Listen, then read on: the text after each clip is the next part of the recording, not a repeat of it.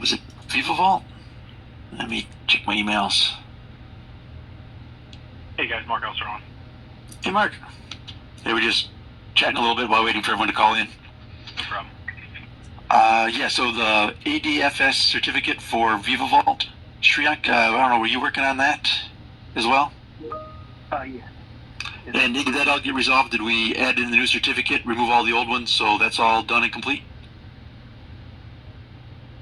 Yep, that's correct. Super, great. I can't remember if that was a yearly thing. Probably every couple of years probably was the certificate expiration on that one.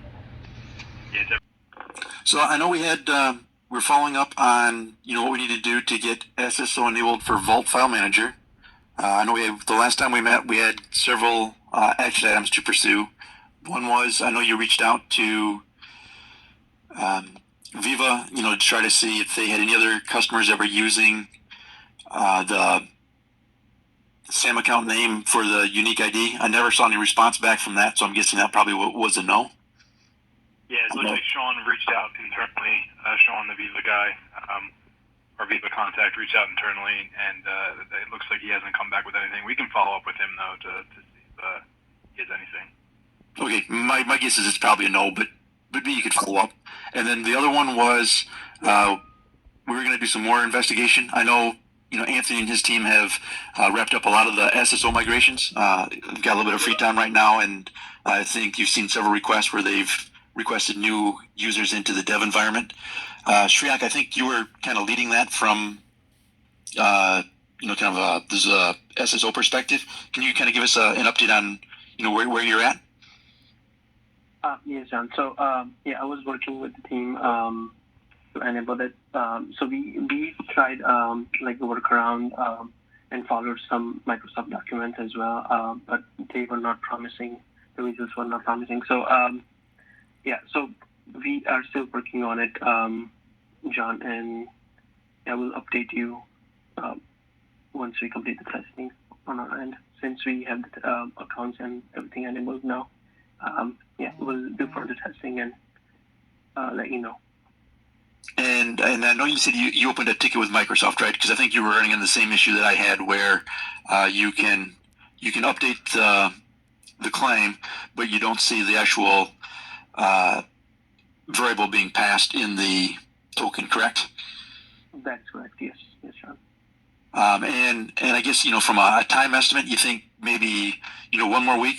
Maybe have Mark schedule a follow up in 1 week where you've got a little more time to work, do some testing, see what Microsoft comes back with. You think would that make for the next action items? Yeah, I think that should be okay. That much time frame will be fine. So I guess unless you got something else, I think we got a little bit of time. We've got the case open with Microsoft. I think give us another week to do some more troubleshooting and testing, and then we make the decision. But I'll leave it up to you to see if you want to take that approach or something else.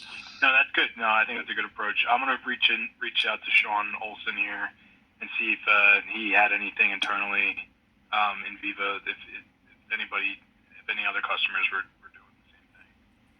If he found anything. One quick question that I have: that message that Sean sent back on 10:15. Did we try whatever he had in that screenshot on 10:15?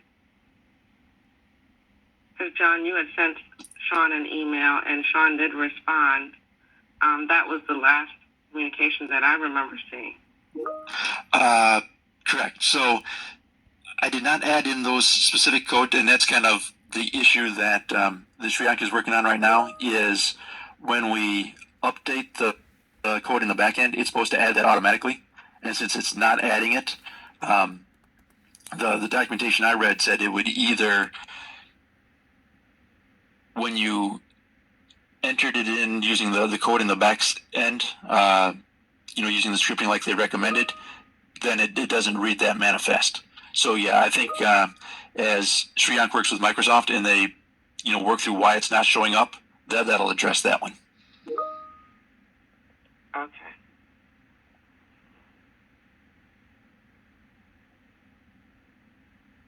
All right, just wanted to make sure that we were following up on whatever suggestions they provided. That's all. Yep, correct.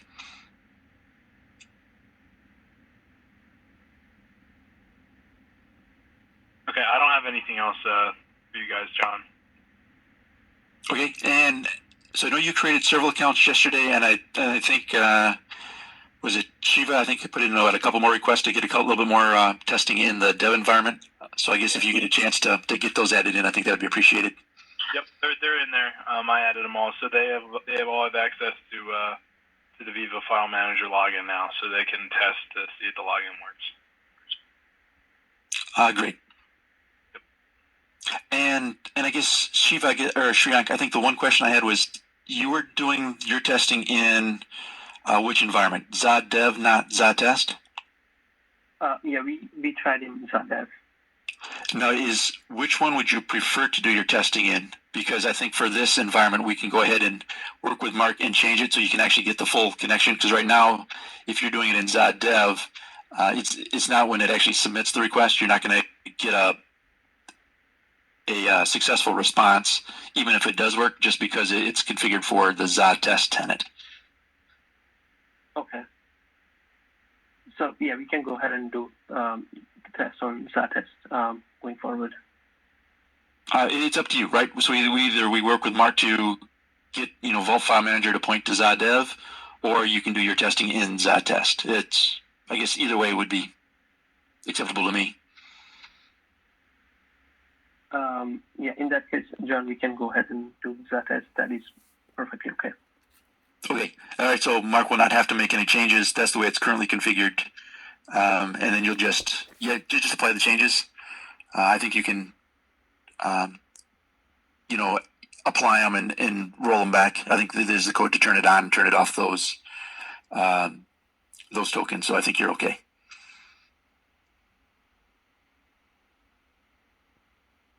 All right. So I guess action items is we want Mark to schedule a meeting. It's probably same time next Thursday, and we'll have one more follow up and you see where we're at. Yeah. Okay, sounds good. Okay. All right, thanks, guys. Hey, yep. Yeah, we'll see what we can come up with for you, Mark. All right, thanks. Thanks, team. Yep. Thank Talk to you guys later. Bye. Bye.